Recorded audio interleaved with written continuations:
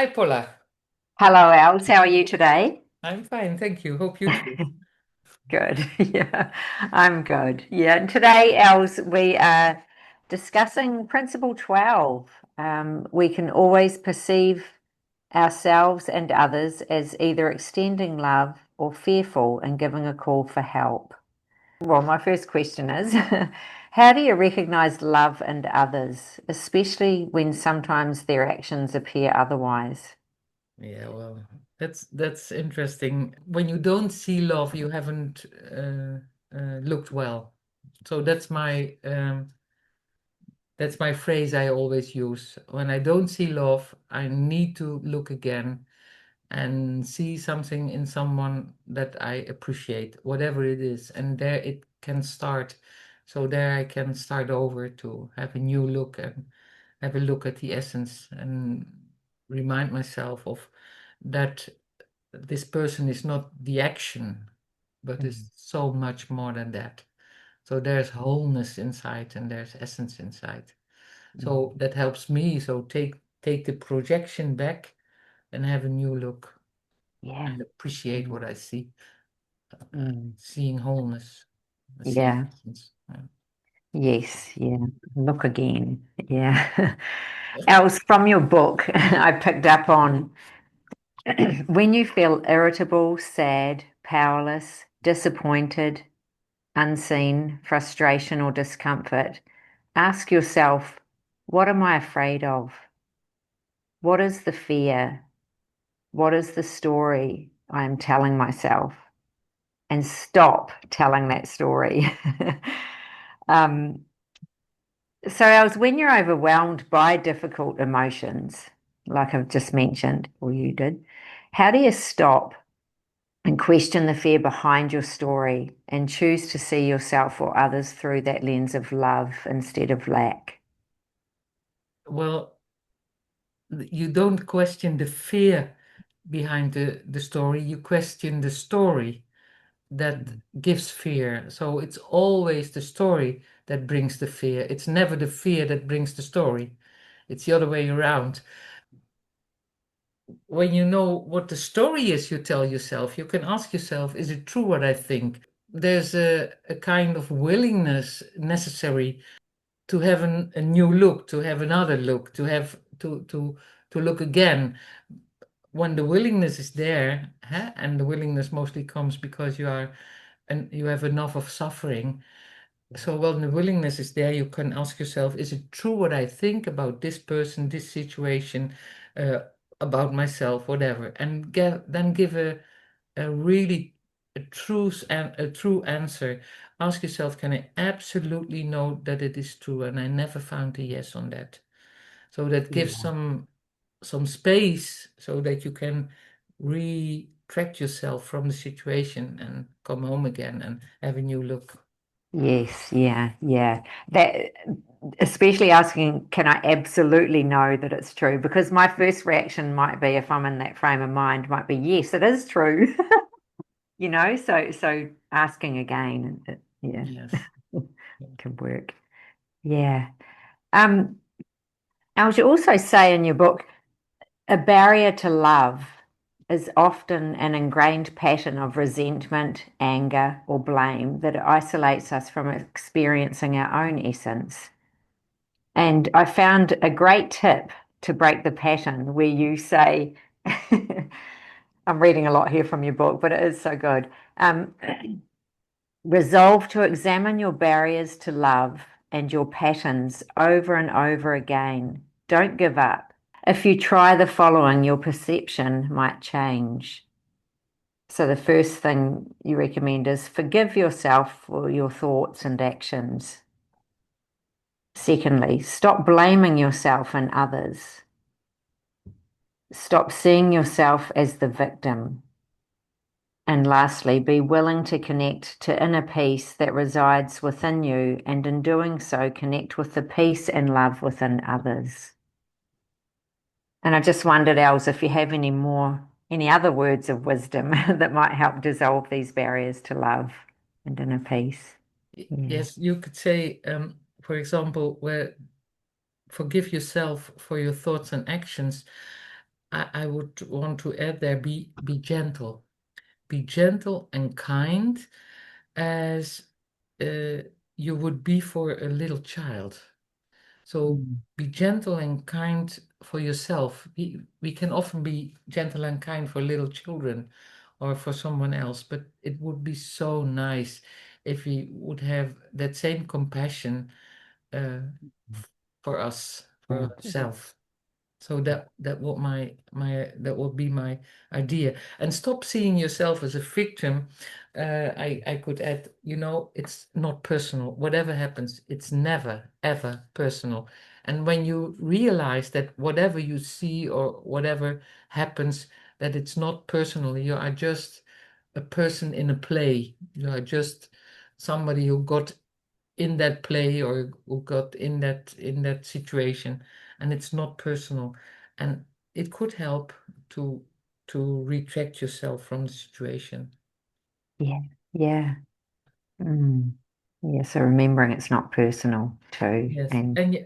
another thing is you could make it a practice to bless everyone in all situations, and you Mm. can practice it when there's nothing going on. Yeah, you just can Yeah. practice it every day, every night before you step in bed. Bless everyone in every Yeah. situation.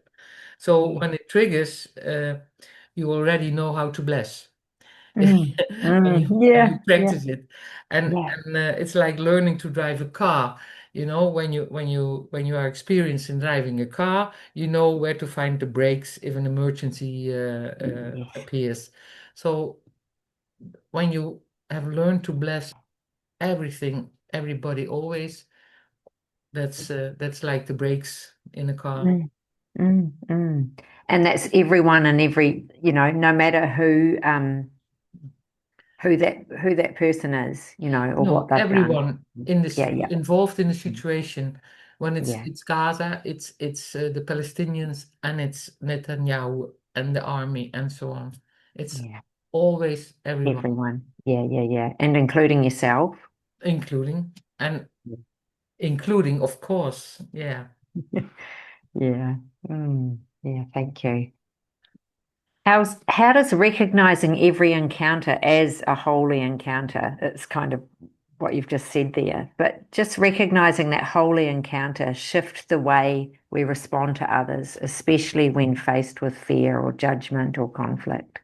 When we can recognize every encounter as an holy encounter, we already have stepped back from uh, from fear, judgment, and conflict.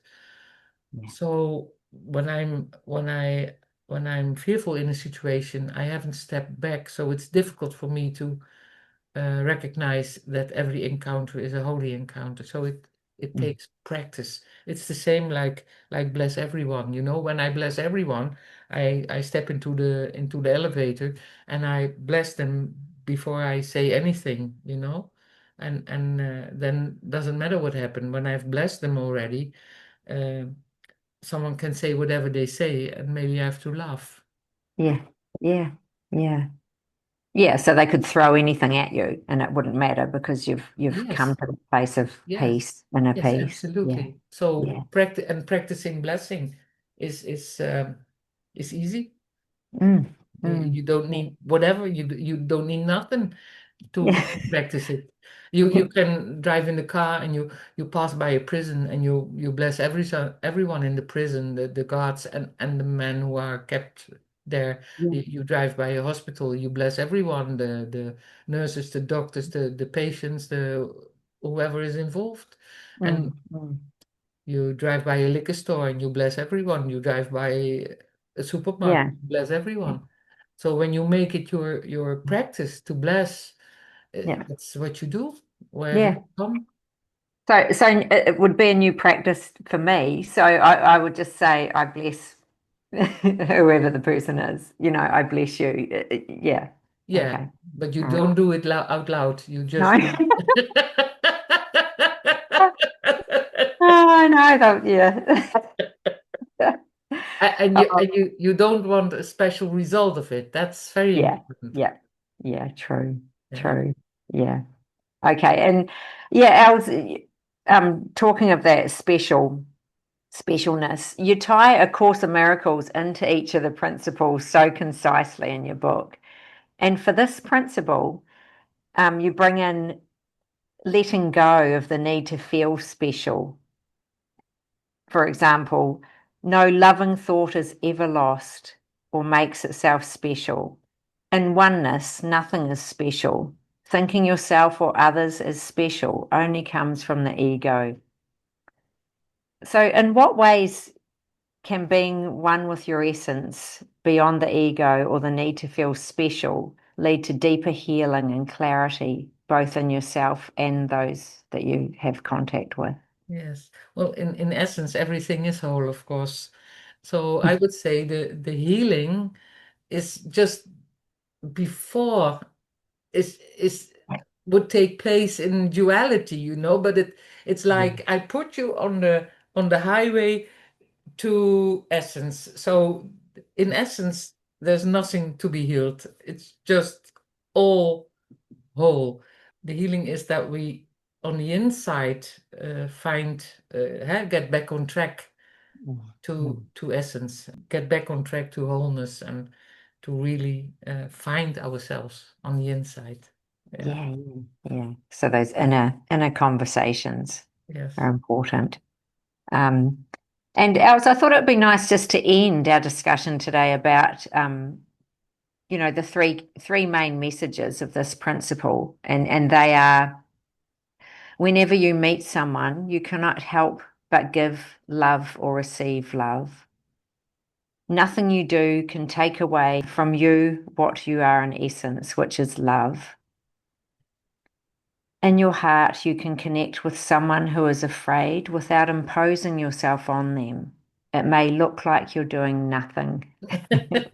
I like that. So, and what I take from it is unconditional love, oneness, and clarity, fearlessness, and connection. I just take from those three, and just wondered if there's anything else you'd like to say about these to end our time here today. It's such a gift when you connect in your heart without imposing yourself with Mm. thoughts or with actions or with whatever. And in fact, blessing is blessing without wanting a result. Just the blessing itself is in fact connecting with everyone, and without imposing yourself. And it looks like you are doing nothing. Mm. Great. Yeah, and beautiful way to end. Thank you, Okay. Alice. Thank you, Paula. See you next time. Okay, Bye bye-bye. bye.